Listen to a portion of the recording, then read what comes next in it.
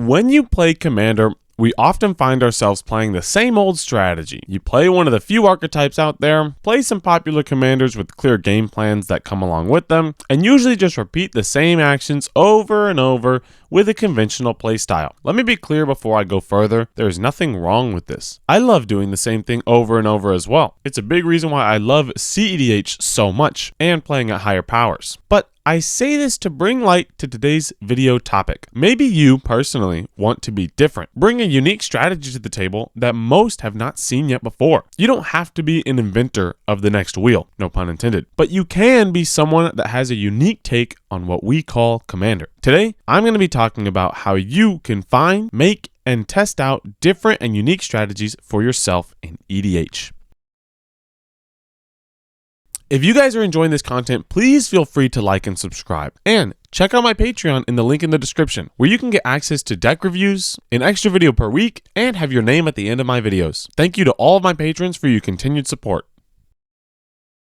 So, you want to be different. There's no shame in that. And you should find ways to embrace your need to be unique. In Commander, we often find that we put ourselves in boxes, but there's no need for this at all. So finding ways to keep the games we play fresh and unique is a valuable pursuit. But now we find our first problem. Where do we find these unique strategies to actually play? Sure, we want to be different, but how do we actually do that? Here's a few ways I've found interesting strategies that can translate into decks you build. You can base your new and fun strategy off of many different things: a theme, a commander of choice, a deck archetype, or even a color. Then, the simplest way we can make this strategy unique is by finding a way to do the exact opposite of what it normally wants to do. Mono blue, make it a beatdown strategy with no counterspells. Dimir, make it a group hug deck. Mono red, turn that baby into a control deck. 5-color commander, why not just focus on 2 colors with the same commander? This is probably the easiest and most cookie cutter way to find and make a unique strategy.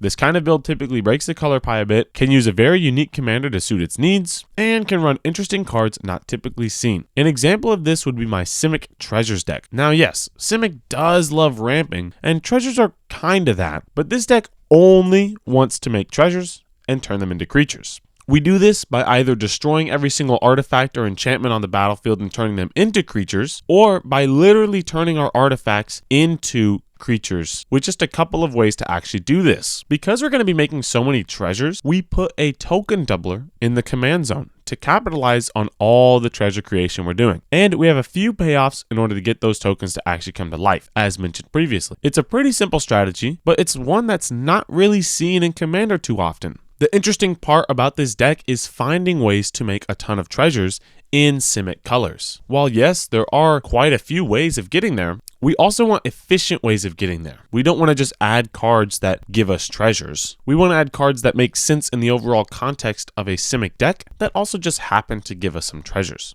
which has probably been the most fun challenge about making this deck. If this deck interests you, you can find it in the link in the description. Now, the next way you can find interesting strategies is by looking towards other formats in Magic the Gathering and bringing them to EDH. This could be anything from Boros Control in Standard, Boggles in Pauper, and Yawgmoth in Modern. Taking these strategies from a 60-card, 4-of-a-kind format to a singleton format can be quite tricky, but certainly doable with the right amount of tweaking. You can also find other archetypes in EDH and put a different spin on them. I love Spellslinger, as some of my previous videos have mentioned. But you know what I love more than all those instants and sorceries? Creatures. This next deck aims to play and bounce creatures over and over and over again to draw cards, burn down opponents, and gain value in multiple ETBs. Rocco is quite the flexible commander, which is why I love him so much. In this version of Rocco, we aim to search up a White Man Lion or a Wirewood Symbiote to continuously bounce Rocco to our hand and use him as a true toolbox commander. We want to ramp out early with Mana Dorks and Mana Rocks, tutor up our pieces, and start getting value off of our ETB filled deck. We want to cast a ton of spells, so we make sure casting creature spells draws us some cards to keep our hand full, and we aim to burn out our opponents through impact tremor type effects. The deck really does operate like a Spellslinger deck. You're constantly tapping out all your mana, casting spells to find creatures that work well with your strategy, playing down utility and value enchantments and artifacts that just help your strategy become that much more resilient. Then with all these bounces and spell casts, you get a lot of ETB value, and so having these impact tremor effects in your deck are really, really good for you. and they really just help the deck come together. It's quite a fun way to play this otherwise combo heavy CEDH commander. And one final way you can make interesting and unique commander decks is by having different kinds of tribal decks. Tribal decks are often based around creature types or card types as themes. But what happens if instead you look for particular keywords instead? Maybe like a flying tribal deck, a hexproof tribal deck, a double strike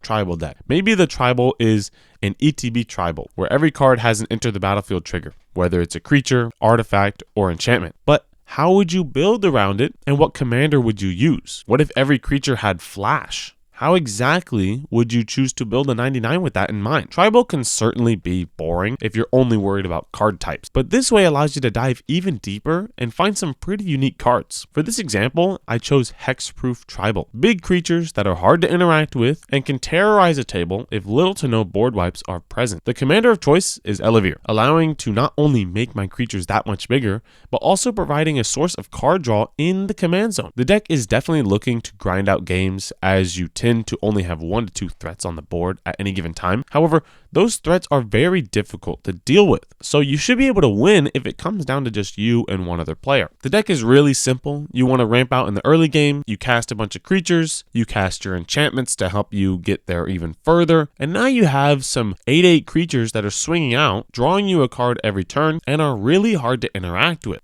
The small creatures you play early become really big threats, and the big threats you play on turns 6 and 7 are that much bigger. Then you find ways to give them trample, and there really is no stopping you. I'd say the biggest weakness of the deck is getting board wipes, so we have a couple ways to protect from that, as well as getting aggroed down. While your creatures will be big, if somebody's going wider than you, they can typically take you out. So we run ways to kind of encourage our opponents not to do that to us. And this deck is pretty cheap, so it's quite fun. And if you want to see it, you should check it out in the link in the description. Building interesting and unique decks doesn't have to be completely revolutionary and game breaking. Simply finding something already played or created and adding your own spin on it is enough. You don't need to be the next Picasso to make unique and interesting commander decks. Great artists are inspired by those around them and make it unique to themselves. So with these 3 methods in mind, what will you create?